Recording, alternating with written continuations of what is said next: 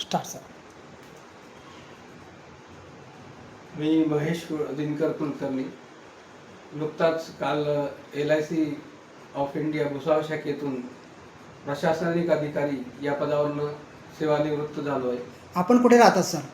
मी भवानी पेठ Jamner road साईजीवनच्या समोरच्या गल्लीत शिवकिराणा समोर. सर आपला नुकताच एक सेवानिवृत्तीचा समारंभ संपन्न झालेला आहे. हो आणि आपण सेवानिवृत्त झालेला आहात. हो आपण एक LIC म्हणजे प्रशासनिक अधिकारी या पदावरती कार्यरत होतात. हो.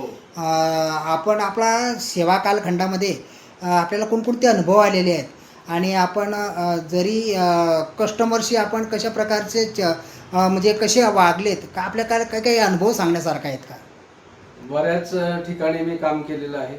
जामनेर, सावदा, दोंडाच्या, शिरपूर, धुळे, भुसावळ बऱ्याच ठिकाणी फिरत असताना वेगवेगळ्या प्रकारचे अनुभव येत असतात.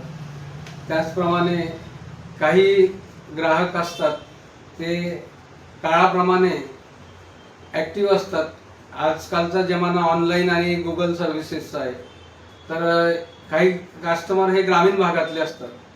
त्यांना आमच्या विमा प्रतिनिधींकडूनही बरीचशी माहिती मिळत नाही. अशा वेळेस ते द्विधा मनस्थितीत असतात.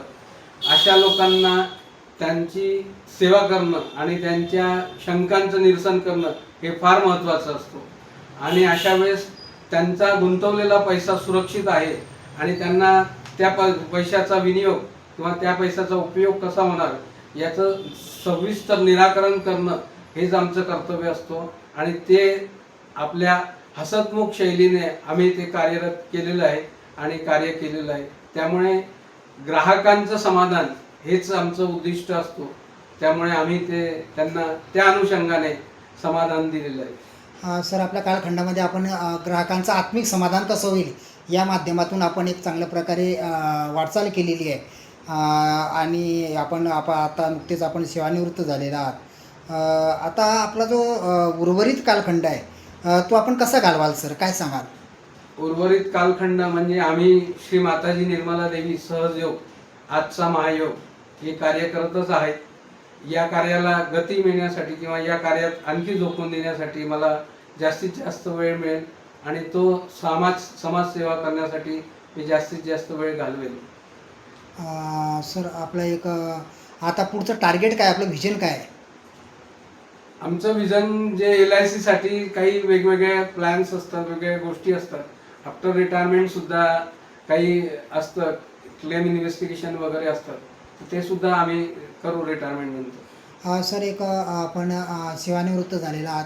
जे केंद्रीय कर्मचारी किंवा पदाधिकारी आणि इतर महाराष्ट्र शासनाचे जे पदाधिकारी आहेत, शासकीय कर्मचारी आहेत, ते रिटायर झालेले आहेत. अशा रिटायर्स जे कर्मचारी आहेत त्यांना आपण आवाहन काय करणार?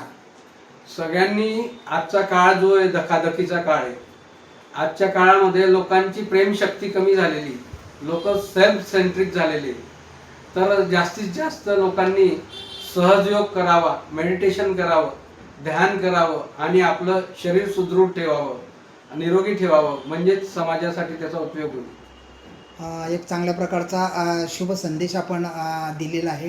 आणि सर आपण पदावरती रुजू होतात, आपण प्रशासनिक LIC मध्ये प्रशासनिक अधिकारी या पदावरती कार्यरत होतात. तर एक चांगल्या प्रकारे आपण गरुड झेप घेतलेली होती, यशाचं गौरीशंकर गाठलेलं होतं.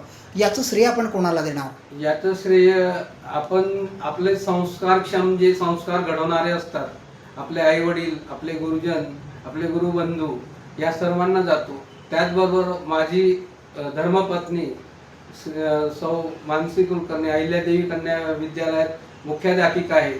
त्यांचं पण वेळोवेळी गायडन्स मला मिळत गेलं. आणि अशा सर्वांचं जे मार्गदर्शन आहे त्या मार्गदर्शन आणि विचार हे संस्कारक्षम असले तर माणूस प्रगती करू शकतो.